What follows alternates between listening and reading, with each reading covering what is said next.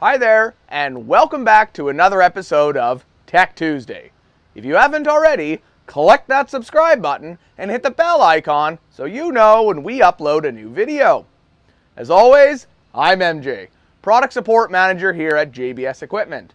And in today's video, we're going to be going over some driveline maintenance on your Vertimax wide-body truck mount. Let's get to it. First things first, this particular one is optioned with a remote grease bank for the driveline bearings. These need to be greased once a week. One quick little shot is all you need.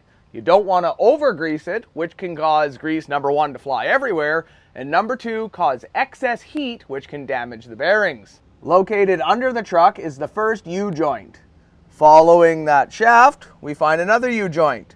These need to be greased at the beginning of every day. Behind the tower gearbox is another PTO shaft with a U-joint. This needs to be greased daily. At the other end, same thing. Quick shot of grease every day. Located underneath the spreader towards the rear is the rear PTO shaft. It has two more U-joints that need daily greasing.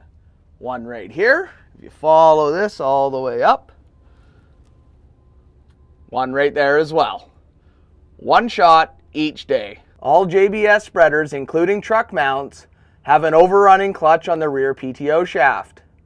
If you notice that the driveline continues to spin after the PTO has been disengaged, it's time to take a look at the overrunning clutch.